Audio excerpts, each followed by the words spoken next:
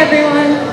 My name is Darian Lilly, and I'm president of Pi Sigma Alpha, Concord's Political Science Honor Society, and I'd like to welcome you to our Constitution Day Symposium.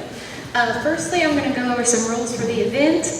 Tonight we're starting a little late at 7:05, and we're going to go until 8:05 with a formal presentation and then a question and answer segment. There will be sign-in sheets for students located at the back of the room, and if you missed those when you came in, they'll be there after the formal presentation is over. Additionally, please refrain from using cell phones during this event and silence them until the end. Now, it would be my pleasure to introduce our speaker for this evening, former Congressman Bob Inglis. Mr. Inglis attended Duke University and the University of Virginia School of Law. He was elected into the United States Congress in 1992, representing the Greenville-Spartanburg area in South Carolina, and held office from 1993 until 1998, and was re-elected in 2004, serving until 2010. Currently, Mr. Inglis is the executive director of Republican.org, a grassroots organization of conservatives, libertarians, and pragmatists dedicated to educating people on the issue of climate change. His speech for this evening, A Free Enterprise Solution to Climate Change, will address how conservatives can come together and move America forward on the issue. Without further ado, please join me in giving a warm welcome to Mr. Bob Inglis.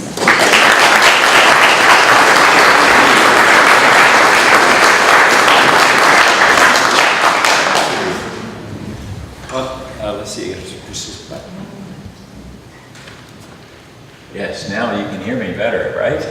But what wonderful acoustics here. You probably don't even need this, but what a beautiful facility and a beautiful day here at Concord, so thank you for the opportunity to visit. I'm interested in doing three things here tonight. One is finding out something about you. Second, I'll tell you some about me, and then third, we'll see if there's something we can do to work together on that. So how about that?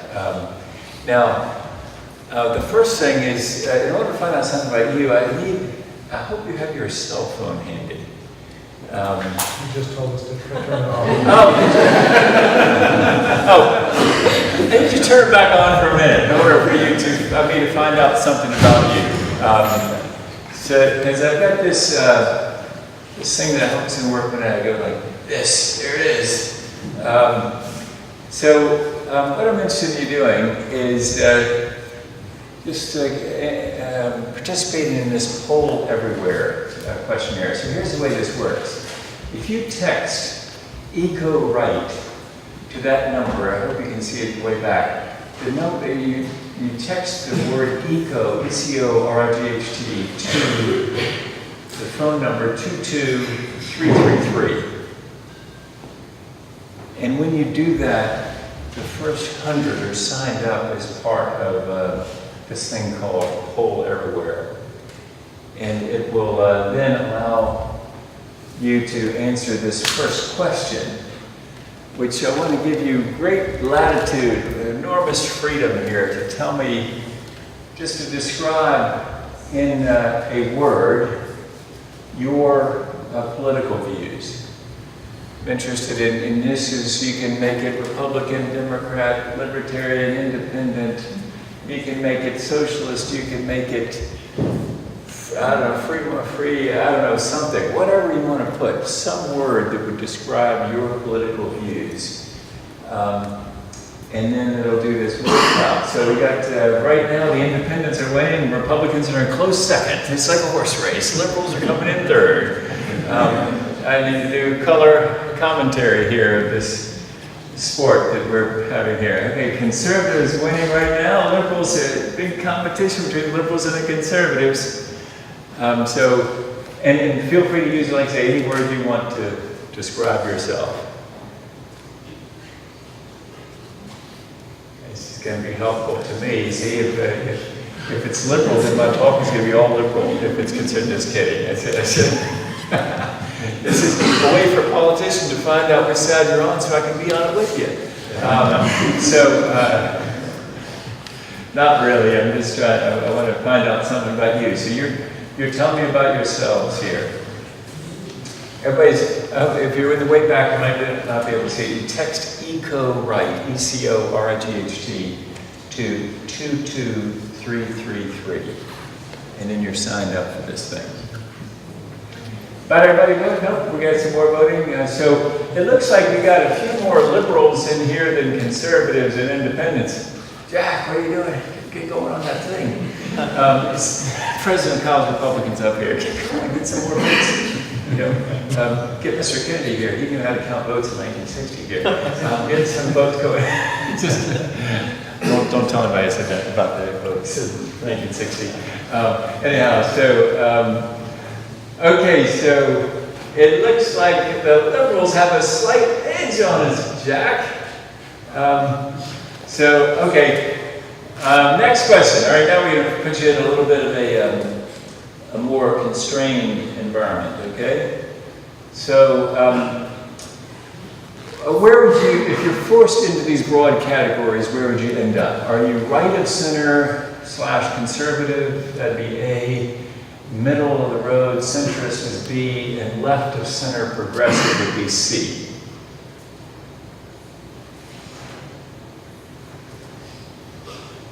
Okay, so far we're doing all right.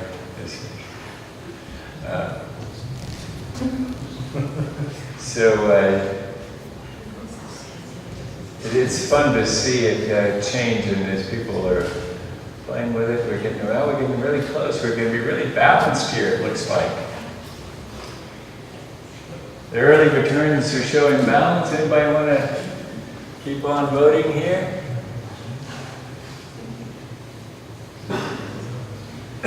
Okay, so interesting, great. So we got about 38%, looks like 37%. Whoa, exactly balanced. Wow. Right of center, 37. Left of center, 37. Middle of the road, 27. Okay. Let's see. Now, if we forced you into one of two parties, if you had to choose, you're either a Republican or Democrat. This could be offensive to some that don't want to be in either party, but which would you, how would you be, if forced, identify yourself? Wow, 50 there for a minute. That's pretty amazing. This is great. We're going to have a productive conversation here tonight. We're going to have, now ask all the Republicans move to the right-hand side of the room to the left, so we can throw things at each other, right? No, we're not going to do that. Oh, those late boxes coming in, Jack, we're sort of losing now. Okay, so great. Helpful to know where you're coming from, and maybe helpful for everybody in the audience to know what kind of balance we have here. Okay, so are you persuaded by the evidence that climate change is real and mostly caused by emissions from human activities? And then answer either A, yes, climate change is real and human caused, or B, no, the science is not clear enough.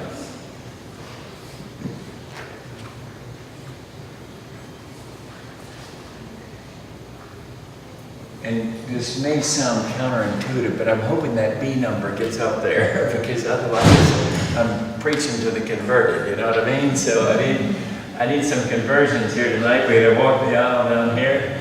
We're going to sing all 18 verses of Just As I Am, and you can come up here, okay? And so, okay, good. So we got at least 20% here that I got my oar in the water and I'm really pulling on something here. That's good. Okay, so we got 80-20. 80% pretty much convinced and 20% uncertain. Whoops, just dropped down to 79-21. Okay, good. Everybody finished voting, or do we need more time? We got it, okay. Next one, give me one word for the impacts of climate change. This could be disastrous or fake. It could be overwhelming or overblown. It could be whatever word you want to put up there for climate change. The impacts of climate change are in one word.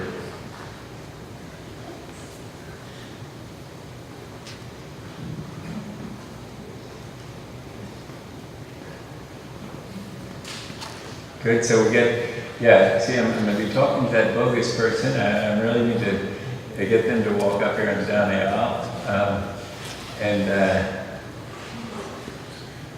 Okay, so significant is coming big, devastating, real.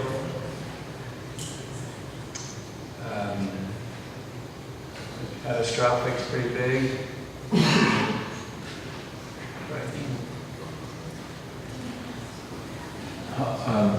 Harmful is an agenda, that's an interesting answer. Impacts of climate change are okay, that's an interesting answer. Irrelevant, got it, scarce. Okay, so it looks like devastating, real, fake is as large as, well, slightly smaller than the three significant, real and devastating, I guess altogether would be a lot bigger than fake. But, okay, good, so helpful, that tells me. Who's the first person who comes to mind? Last name only. Give me a last name of somebody who comes to mind. We have a person who comes to mind when you hear the word climate change.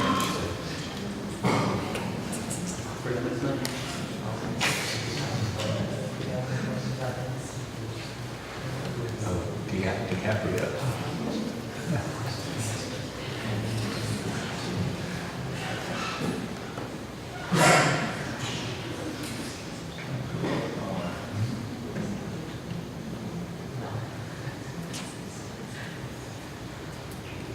Is that Bill Nye, the science guy? Yes. There we go. DiCaprio. There we go. We got Cheney. Interesting. Is that Liz or Dave? Could be either. Gore is remaining large is the name most associated. First person comes to mind, right?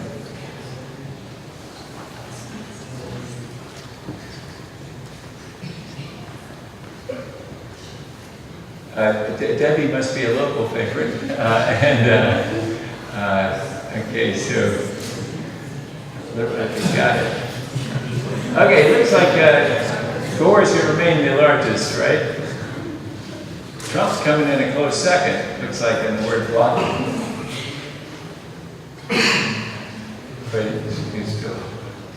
Sanders, interesting. That must be Bernie, I suppose. Not Sarah Huckabee's property is Bernie.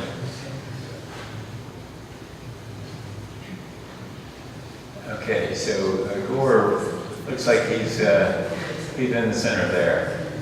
Close second is Trump.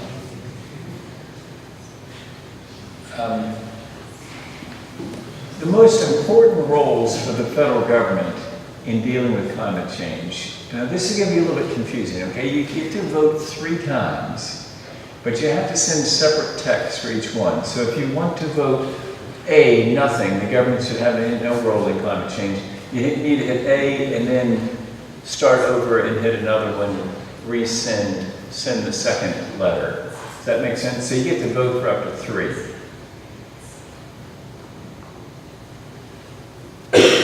And I hope you can see way back there in the back. Do you need me to read them? Yeah. So A is nothing. Government should do nothing at all.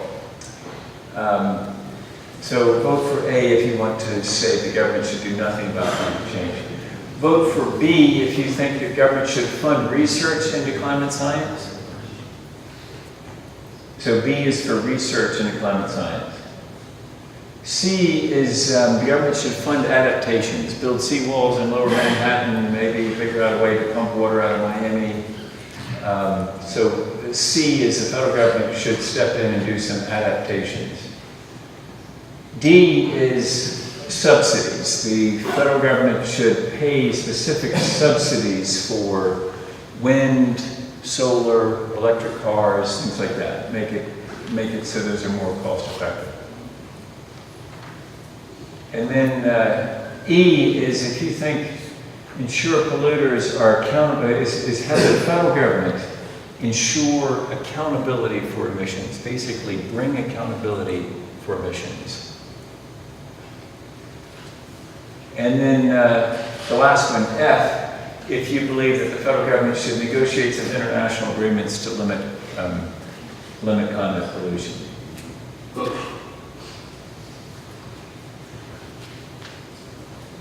All right, great. This is great. Very interesting. Okay, so now you've told me some about you. Enough said about you. Let's talk about me some. I once said that on a date. And thankfully, my date knew that I was joking because she's been my wife now for 35 years. So, but I literally did say that on a date. I said, enough said about you. Let's talk about me some. And so, probably not a line to repeat, by the way, if you're thinking about going on a date like this weekend or something. But, okay, so you've told me some about you, and it's very helpful. This goes now to the National Security Administration, and they track you. No, just kidding, it doesn't. But it does help us to know who we're speaking to, and it's particularly interesting to me to see what's going on in the crowd here. So you've told me some about you, I'll tell you some about me. I grew up in the low country of South Carolina, moved inland to the upstate, ran for Congress in 1992, got elected in a miracle, really. Challenge race, never run for office before, ran for Congress. Defeated a 6-year incumbent. I said that climate change was nonsense. I didn't know anything about it, except that Al Gore was for it. And that was the end of the inquiry for me, because I represented probably the reddest district in the reddest state in the nation. Anybody want to fight me for that distinction? Maybe if you're from Idaho, you might have a chance. Maybe Texas. But I'm not sure. You're sort of mixed here. You have a mixed record here in West Virginia. I don't think you have much chance at fighting me for the reddest district and reddest state in the nation. Greenville-Spartanburg is pretty conservative, right? And so for 6 years, I just said it's nonsense. I didn't know anything about it. Then I was out in Congress for 6 years doing commercial real estate law again in Greenville, South Carolina. I was running again for Congress in 2004. My son came to me, he's the oldest of our 5 kids. He just turned 18, so he's voting for the first time. And so he said to me, Dad, I'll vote for you, but you're going to clean up your act on the environment. So first of his 3-step metamorphosis for me. By the way, my son was not making a classic interest group threat, you know, that he wasn't going to vote for me. He's going to vote for me no matter what. I mean, because what if I'd lost by 1 vote? I mean, he knew we were mortgaging the farmette that we were living on, right? A farmette's when you're not making a living at farming, you just play like a farmer, like Green Acres, you know, that's what I was doing. And so 4 horses, 10 chickens, cats and dogs. And so Robert was going to vote for me no matter what. What he's really saying is, Dad, I love you. And you can be better than you were before. So how about make this English 2.0, the new and improved version? That was step 1. By the way, his 4 sisters, his mother agreed. A new constituency is born. These people can change the locks on the doors. That's a very important constituency to respond to.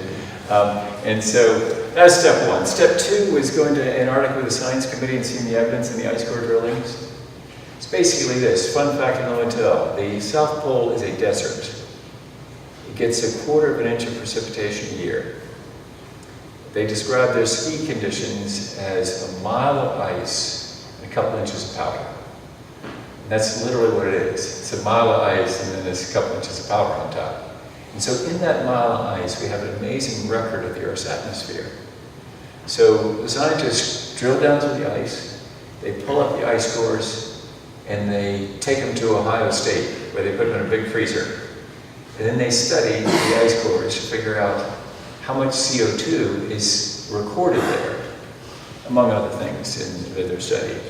And so what it shows is this stability followed by an uptick in CO2 concentration that comes with the Industrial Revolution. And doesn't that just make sense? You know, I'm not a scientist, I'm a commercial real estate lawyer, we're not doing this kind of thing, but that just makes sense. If I'm burning a tree off my farmette in my fireplace this winter, I'm just taking the tree that was sinking, that was taking CO2 out of the air as part of its life process, and now I'm burning that wood. I'm putting CO2 back in the atmosphere at the same time period. It's no big deal. But if I go deep in the earth and pull up trees and vegetation, dinosaur stuff that's been going a long, long time, and under time and temperature and pressure, turned into coal, natural gas, petroleum. I bring it to the surface, I burn it, I'm changing the chemistry of the air. By the way, the 18% or so that were unconvinced, let me just tell you, don't object yet, because nobody objects to anything I've said yet. Nobody objects to that. That's just chemistry, that you're changing the chemistry of the air. Then the physics of light, which are also pretty unobjectionable because we've known these since the 1800s, that light enters, but all the heat that's created from that light striking the Earth doesn't all escape back into space. Thank goodness. If it did, we'd burn up when the sun was on us and we'd freeze at night, sort of like the moon does.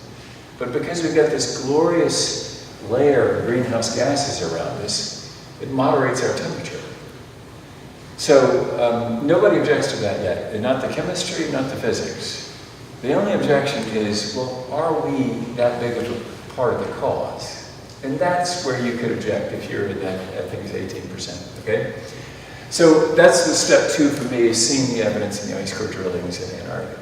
Third step for me was something of a spiritual awakening on another science committee trip. Inglis, how could that be possible? All scientists are godless, aren't they? How in the world could you have some kind of spiritual awakening on a science committee trip? Well, apparently they're not all godless. Because I was snorkeling with this guy named Scott Heron, an Aussie climate scientist. And I could see that he was worshiping God in what he was showing me at the Great Barrier Reef. I could see it in his eyes, I could hear it in his voice, it was written all over his face that he was worshiping God, not the creation, God behind the creation. So I knew we shared a worldview. Because, you know, St. Francis of Assisi said, preach the gospel at all times, if necessary, use words. So Scott was preaching the gospel, just without any words. And so later we had a chance to talk, and we had words, and he told me about conservation changes he's making in his life in order to love God and love people. He rides his bike to work, tries to do without air conditioning in Townsville, Australia, a pretty hot place, tough thing to do. And he hangs his kids' clothes out on the line, tries not to use the electric dryer. All in order to consciously love people that have come after us. I got right inspired. I want to be like Scott, loving God, loving people.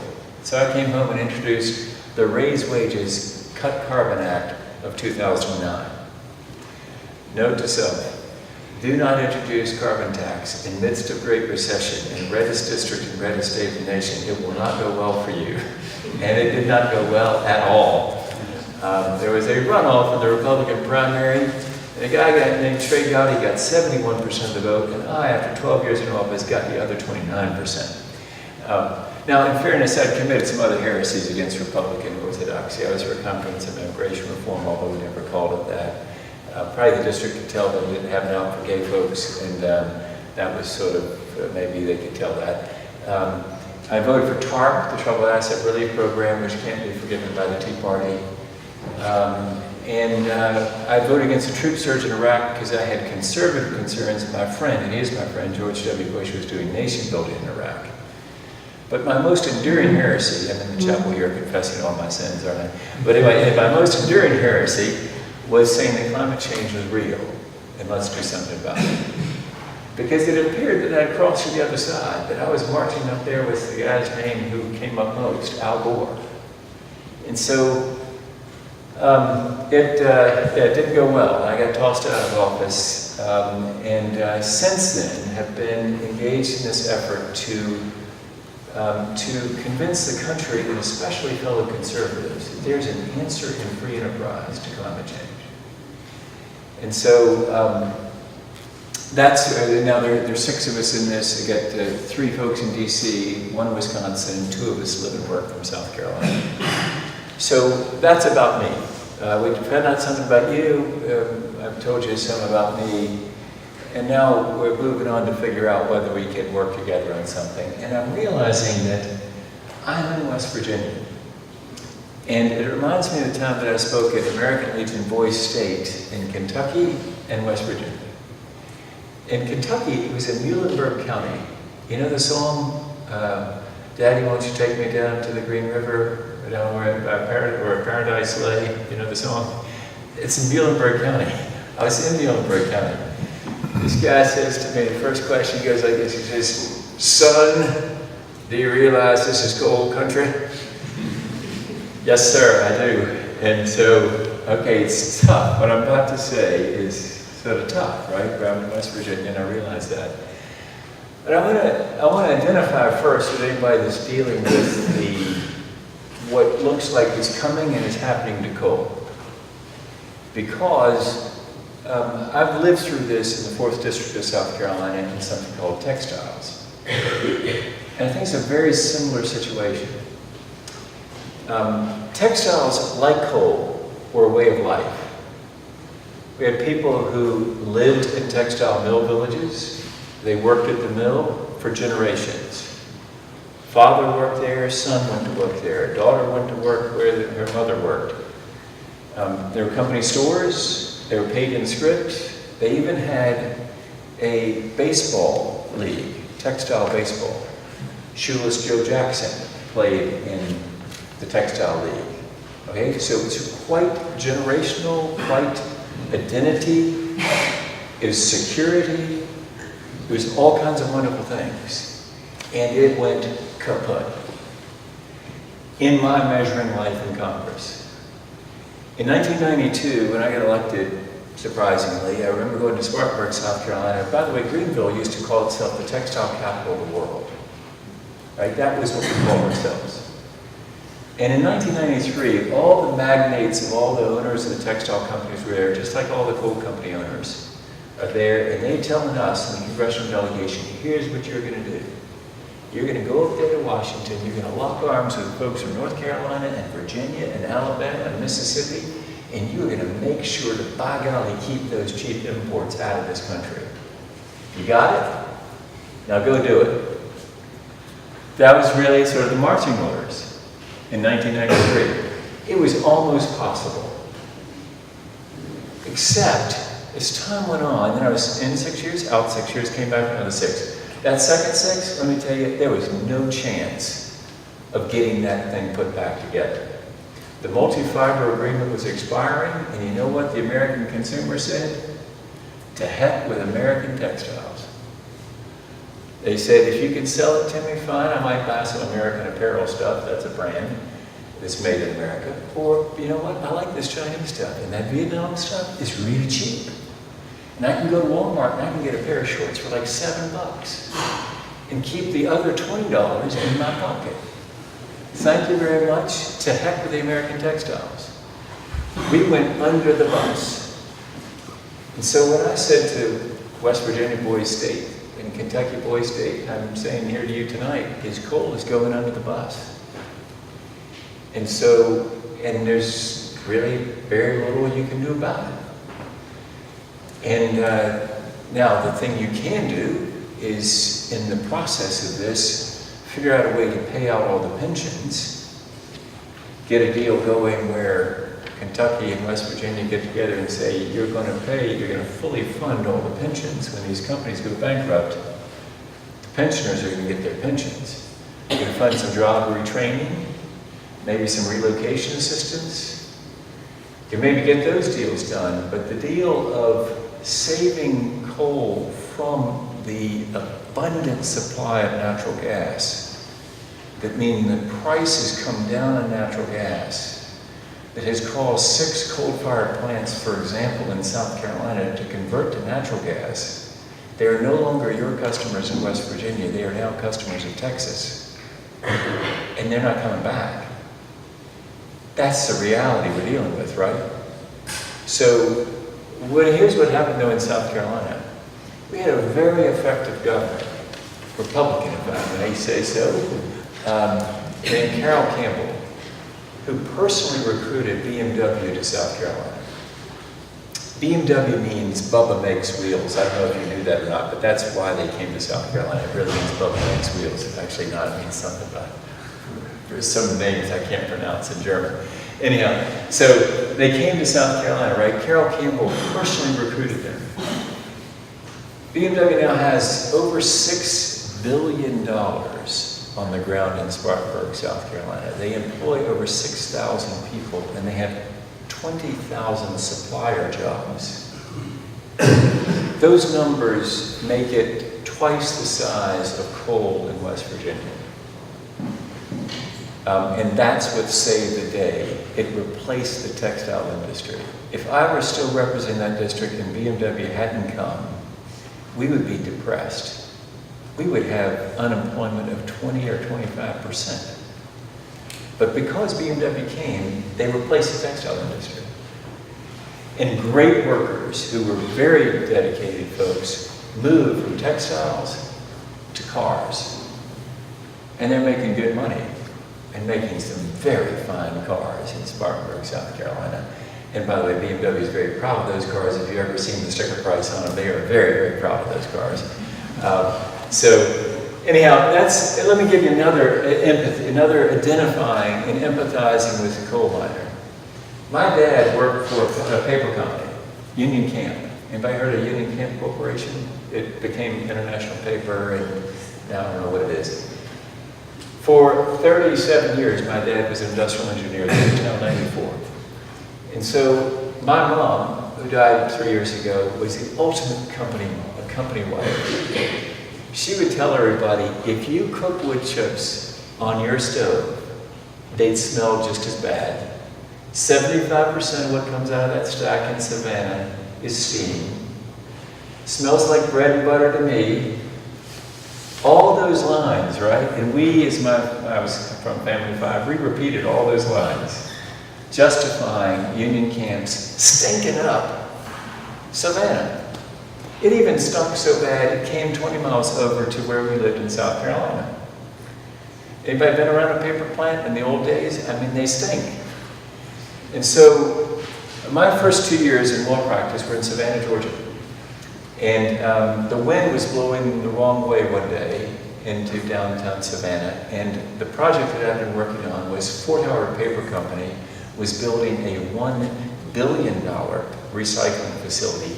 In $1,985, that was serious money, right? Still serious money. But they were going to build this recycling mill in Effingham County, Georgia. Their CEO was in town.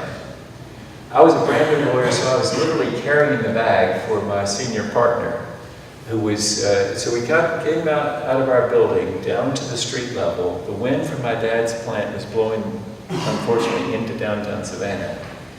We opened the door, and the stink was overwhelming. And so the CEO of Fort Howard Paper Company said out loud to all of us, how do they get away with that? No community in which we operate would let us do that to them. But we got used to it. And so Fort Howard built the plant. It had no appreciable aroma. Several years later, Union Camp, my dad's company, built a plant in Eastover, South Carolina. New technology, no appreciable aroma. Union Camp could have fixed the problem all those years. But we let them get away with stinkiness. I mean, and let me tell you, there are real damages to this stuff. That stuff would land on your car. It would rust out your car. So even if you weren't working for my dad's plant, your car was trashed out by my dad's plant. Literally rusted because of the stuff coming out of the air onto your car. That's what economists call, and maybe an economist here, a negative externality, where somebody's making something and they're shifting their cost onto society. Union Camp, for years, got away with shifting the cost of otherwise pollution abatement onto all the car owners, and all the people with lungs in Savannah, and all the people with noses in Savannah. And so they got away with it as long as they could, until finally accountability was brought to them, right? That's what I'm here to say is going to happen with fuels. And what we want to do at RepublicEn.org, and we think it is bedrock conservatism, is to make it so all fuels are fully accountable for all of those costs that they impose outside of themselves. Put it on the power meter, put it at the pump, let's see the full cost. Because we're grown-ups here. It's like some of you have a 2-year-old niece or maybe a daughter, and she says to you, maybe 3-year-old or 4 years old, they say, you can't see me, I hide it when you play hide and seek with them. Well, that's sort of what's happening right now with energy. You can't see me, I hiding on my cost. So if we're adults, we say, no, we can see it all right. We can see that the small particulates are ending up in people's lungs and they're going to the hospital. And we are paying the full cost of all those particulates, not at the power meter, but through the healthcare system. And we're paying the climate damages. We're going to pay all the climate damages just over time, and it's not on the power meter, it's not at the pump. And so we believe as bedrock conservatism that what we should say is put it on the meter, put it at the pump, and let us, in a liberty of enlightened self-interest. Does that sound like a libertarian? I'm a Republican, but I like libertarians very much. That's bedrock conservatism that you bring accountability, you have an accountable market, transplant marketplace, and you say, now, compete. No more subsidies. By the way, that question about what we should do about pay subsidies, at RepublicEns.org, we think we should have no subsidies. No electric car subsidy. No production tax credit for wind. No investment tax credit for solar. No under-market leases of public land for the extraction of minerals either. And no, the biggest subsidy of all, which is being able to dump into the trash dump of the sky without paying a tipping fee for the damages you're causing there. That's the biggest subsidy of all. And so we would eliminate all those subsidies. We would certainly fund research into climate science. We would fund those adaptations because some of this is baked in now, and Miami's in trouble. Charleston's in trouble, Norfolk's in trouble. So I've told you some about, we found out some about you, I've told you about me. The way I hope we can work together is figure out whether this fits with our values. Because we happen to believe that the reason that people have so far, many people, especially people we're trying to reach, which is conservatives, have rejected climate action, is they don't think it fits with their values. Because they haven't heard a solution they like yet. Because the solution they've heard is a bigger government. That's a clean power plant, a regulatory answer. Before that, they heard this enormous monstrosity called cap and trade that I voted against in Congress. I proposed this alternative, and I'm going to stop there. I'm just going to describe that quickly and then see what your questions and comments are. And I'm interested in your comments as well, your questions, because you can teach me something here. Talking earlier with some college Republicans, and you all really helped me understand some things. So help me by comments as well as questions. But the specific proposal that we think you get to, the question on all the cards that are on those seats is, can free enterprise solve climate change? We think it can if there's an honest competition between the fuels and it's transparent. And the way to get there, we think, is something called a revenue-neutral, border-adjustable carbon tax. Now, pay no attention, ladies and gentlemen, those last two words. Carbon tax, who wants one of those? But let's focus on the first two compound adjectives, because they're much more fun.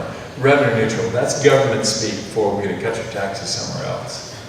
It's dollar for dollar, no growth of government. In fact, a small reduction in the size of government, because you can eliminate some Clean Air Act regulations that would become redundant if you priced in these negative externalities, these negative effects of the fuels. So it's revenue neutral. That means we're going to give the money back. If we put on a carbon tax, with the exception if this is where I were in West Virginia or Kentucky or Montana or Wyoming, I'd be saying to the congressional delegation, you go get a piece of that money, though, to fund the pensions, to pay for job retraining, and to do some relocation assistance. You get some money for that, and fight Inglis, who's up there declaring this got to be revenue neutral. But if I were representing places like that they're dependent, particularly retirees who are dependent on companies that are going bankrupt, I would say you get some of that money to fund those pensions. But our position is you have to fight me for that, but I'd probably give in pretty easily because I would want to take care of those folks as well. I'd join you in that. But we'd like to see it revenue neutral, which means you cut the taxes somewhere else in equal amounts so there's no growth of government. Or you dividend all the money back to the taxpayers.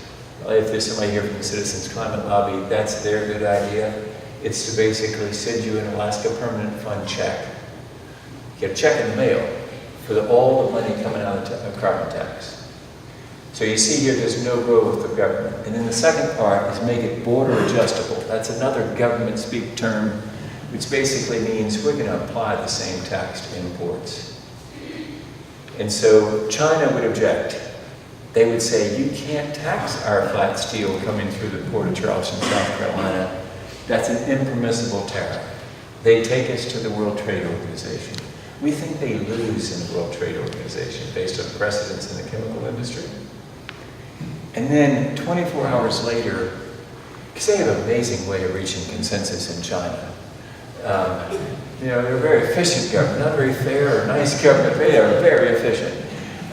24 hours later, they would have the same price on carbon dioxide. Why? Because otherwise they're paying on entry into the port of Charleston a tax that's being sent to Washington.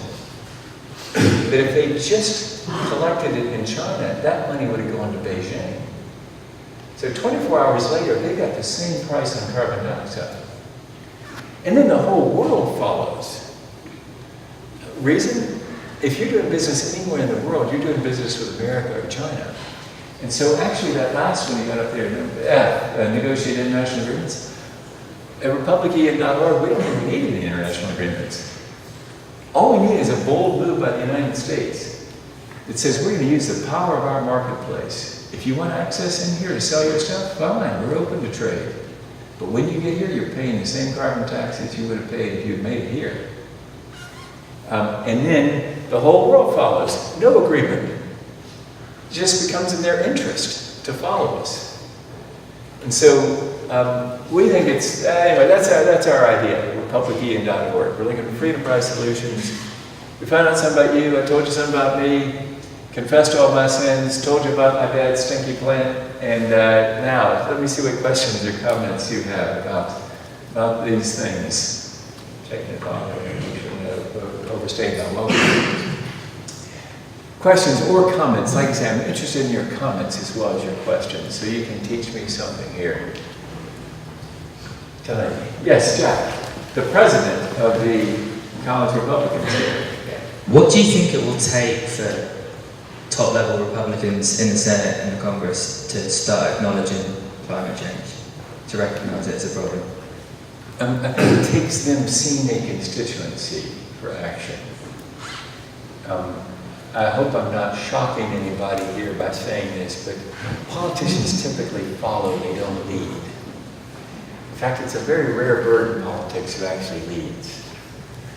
Typically what they want to do is they want to follow the crowd where it's already going and then run around out front to lead them where they're going. I make that the definition of demagoguery, but you know, leadership is where you say we should go from A to B. You might get arrows in the back as you try to go from A to B. But isn't that all right? You know, if you fall on the rhetorical hill in Washington, or Capitol Hill, isn't that all right? Other people are going to step over your dead body and take the hill. We ask people to do that on literal hills in places like Afghanistan and Iraq. You would think that at least we could ask people in Washington to die on rhetorical hills. But it's going to take them seeing, most of them won't do that. Most of them, what it's going to take is seeing at home a constituency that says, you know what, we want leaders. We want people to lead on this. And what we find among young conservatives, especially, and young evangelicals, is they really want some action. These are the folks we're after. We're after people on the right. We're happy if you're here, one of those liberals and left of center, love you. It's just we got lots of you in the climate business. We need lots more conservatives.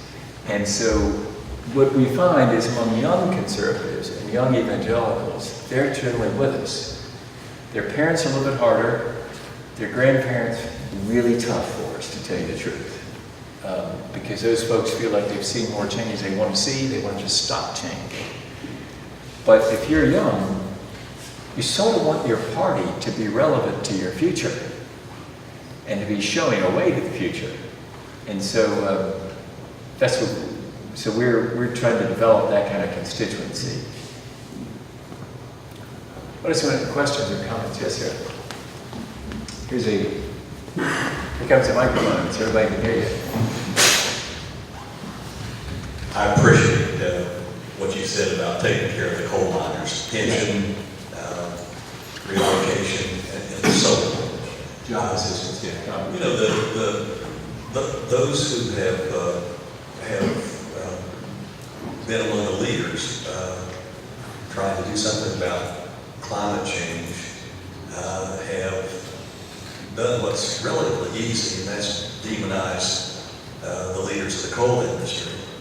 But there are a lot of them who also demonize the coal miner. And I'm wondering, you know, what you would suggest that we do in order to make the future unemployed coal miner a more sympathetic character. In order to justify the things that you see that we, and I think that a lot of us agree with you that we need to do those things. Yeah. I think that actually the coal miner is a very sympathetic figure in the minds of most people. I think the coal owners, you're right, they're not so sympathetic, and they can be turned into bad guys and ladies pretty quickly in sort of ad campaigns. But I'm telling you, I'm here to tell you that if the West Virginia, Kentucky, Montana, Wyoming delegation asked in Washington right now, or said, we'll go along with that carbon tax if you fully fund the pensions, if you give us job retraining like you gave the textile workers, and you give us relocation assistance, which wasn't given to textile workers. If you get those three things, the rest of the coastal places, you know, San Franciscans and the Bostonians and the New Yorkers would take that deal in a skinny minute. I got, for example, Sheldon Whitehouse, a U.S. Senator from Rhode Island. I am almost 100% sure that Sheldon, I am 100% sure, because in Sheldon's bill it does that. He's not totally revenue neutral. He does fund those things.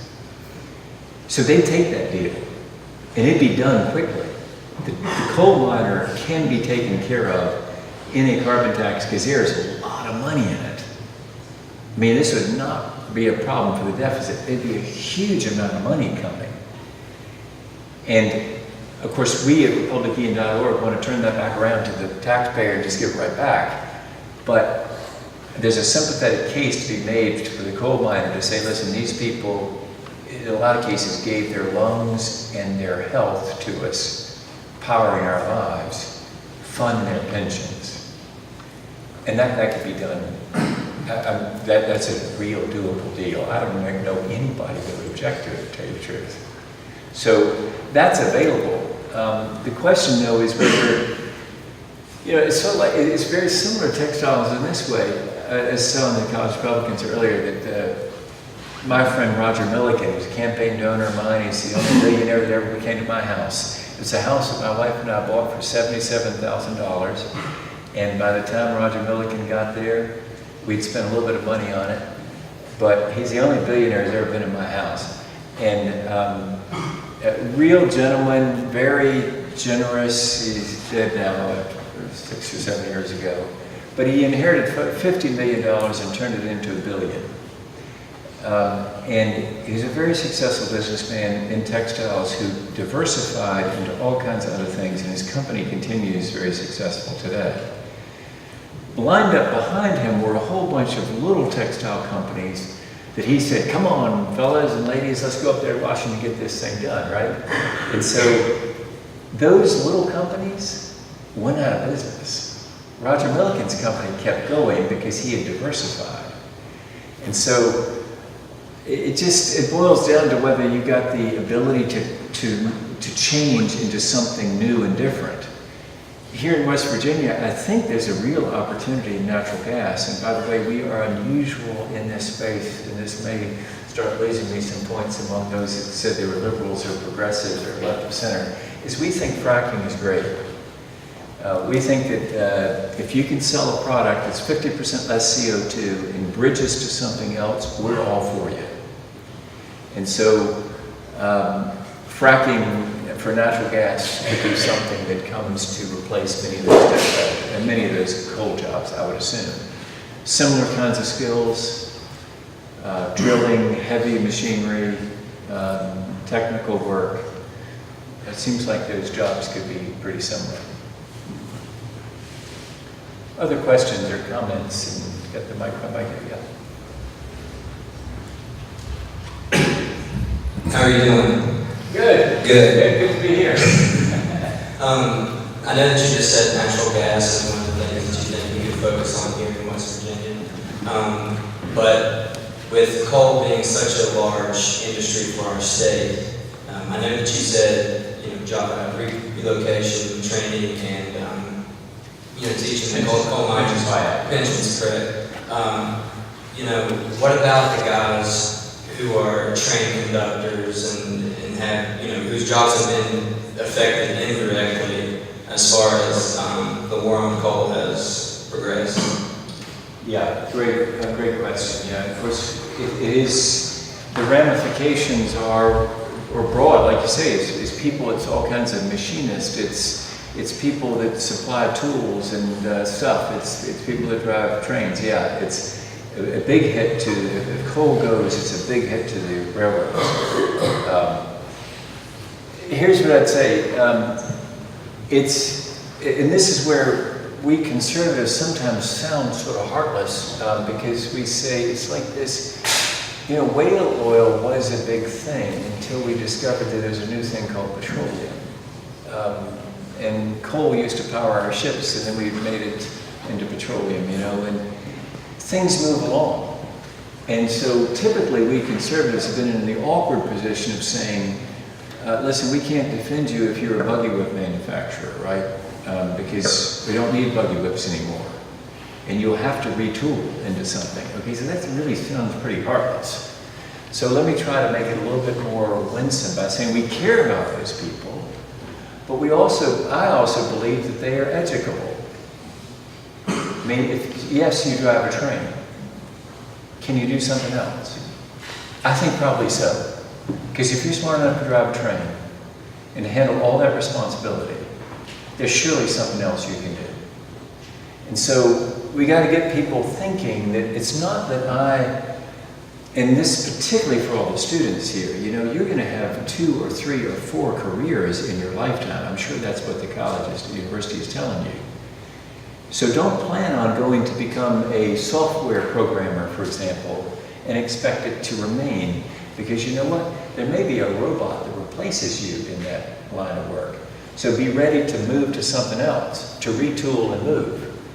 Because it's just the way it's going to be. And so I'm back to sounding heartless. But let me also pick up on something and I don't mean to be heartless. We care about those people. But we also know that they can be trained for something else. And we got to give them the confidence to do that. But also, you mentioned the war on coal. Let me just make sure to be really candid here with you about the war on coal and to make sure I don't want to leave you with any misimpression. If there was a war on coal, it was started by a guy named George Mitchell.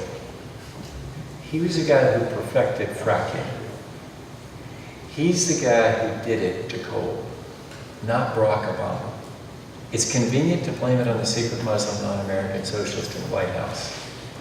Politically very helpful to my team, frankly. But it wasn't him. It was George Mitchell. George Mitchell is this guy. Actually, it was an engineer who worked for him. He told him to do it. Oh, really? I can't remember his name. Yeah. Mitchell was the boss. Yeah, Mitchell made all the money, right? Yeah, and so George Mitchell and his company were these people who figured out how to, what fracking is basically, you drill this hole, you get way down below the groundwater. Let me get the progressives come from here. It's way below groundwater they're doing this. They basically blast the rock with high pressure air and get some fluids to go in there with some sand. All it is sand you're trying to get in there. And the companies have been so bad for themselves because they don't say what's in their goo that they're sticking down in there. For some unknown reason, why don't they just be clear? This is our formula. We'll put it on the web. If you find it in Mrs. Burns' water well, you come tell us and we'll get it out of her well. Because if you're an upstanding citizen, corporate citizen, that's what you do. You put it on the web. This is our recipe. If you find it anywhere in your water, you let us know, and we'll come fix it. Rather than, oh, we can't tell you, it's a proprietary. Nothing proprietary about it. All it is just some lubricant that gets down there, blasts the rock, and the sand goes in the rock. And then the sand makes it so there are little spaces, and the gas can seep back to the rock, and you suck it up the well.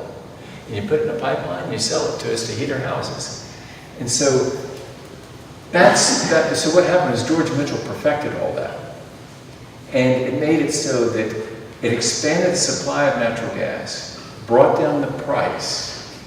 And when that happened, like I said earlier, 6 coal-fired plants in South Carolina turned into natural gas plants. That's the war on coal. And so it was politically convenient to blame it on the guy in the White House. But it was free enterprise that did it. It was George Mitchell and his innovation. And so you can repeal the Clean Power Plan that never went into effect. That's one thing to do, but it is really hard to repeal the price on natural gas. Question over here. Yeah, I agree with most of what you're saying, but the hatred between the parties now. I didn't change it. I mean, I've never seen it this bad in my lifetime. That's the hate that's in both parties. Not one, all the parties. Yeah, the tension you're saying, yeah, how do you resolve the tension? It's a real problem.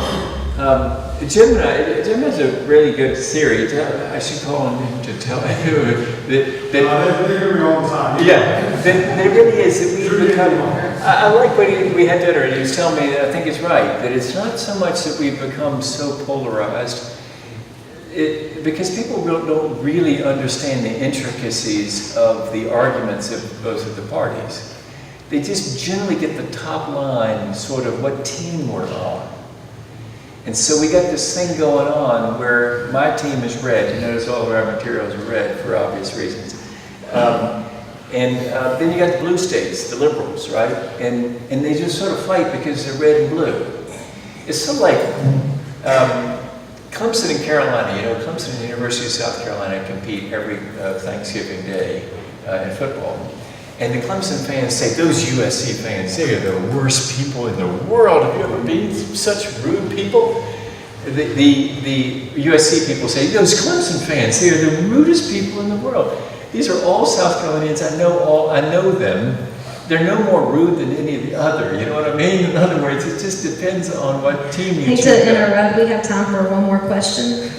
Yeah. So it's like that's what you got to do. Is you got to figure out how to overcome that team thing where you're just fighting between teams and say we're all on the same team, which is the red, white, blue team. That's a new constituency approach. Yeah. I'll shorten my question to the key part. Could you talk a little bit more on the difficulties of what you had, what you described in step 3 of your phase, which was the bringing the religion into the acceptance of the science part? I understand that's part of your process, but it also made me scratch my head a little bit. Is that really something that crops up in this problem and in other issues that politics has to deal with? Yeah, interesting, great question.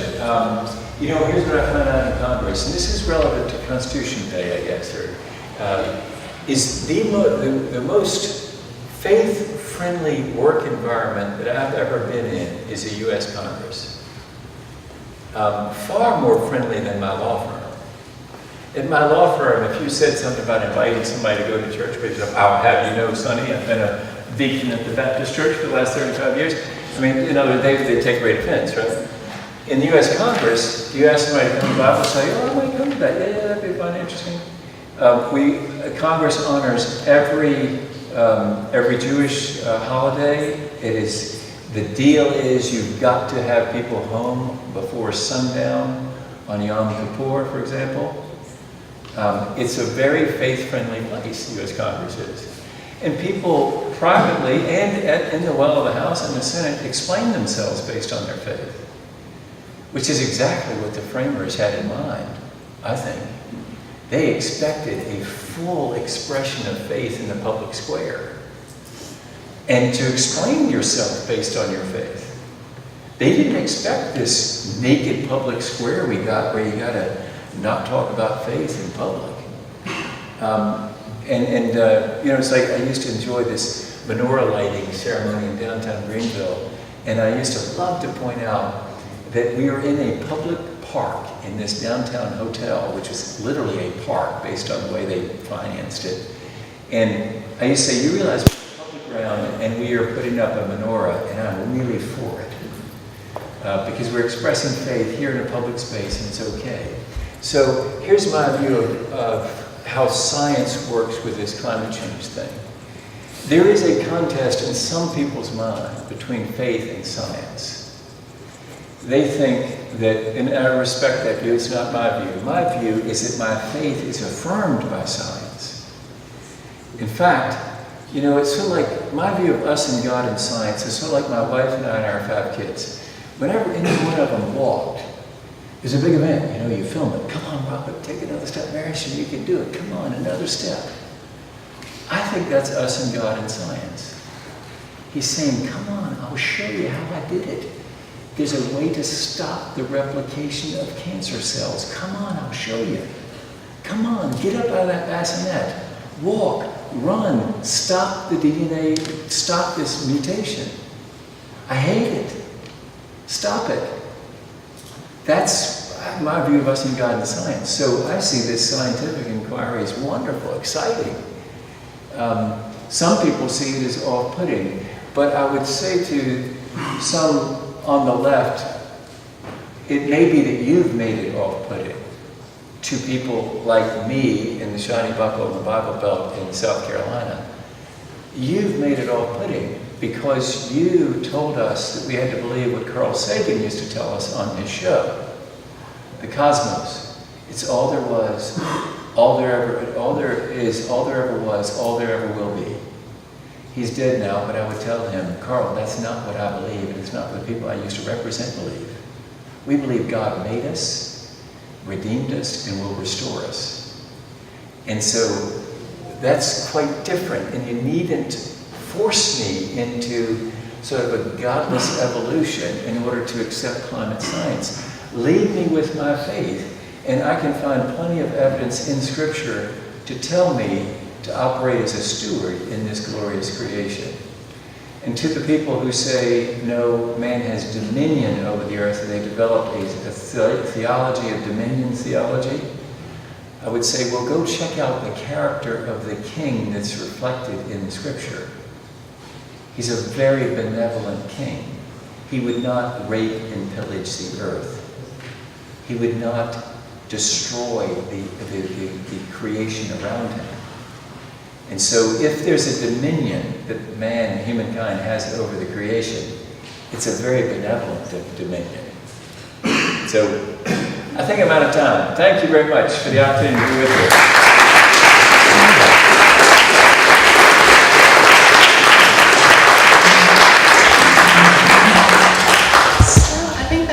Our formal presentation for today, but I understand that if you have any further questions or wish to meet the congressman, he'll be around for about another half an hour. And I also wish to apologize for that phone comment I made. I didn't know it could be so useful in presentations. Additionally, I'd like to ask everyone to thank Mr. Inglis, and we have a little show of gratitude for you. Oh,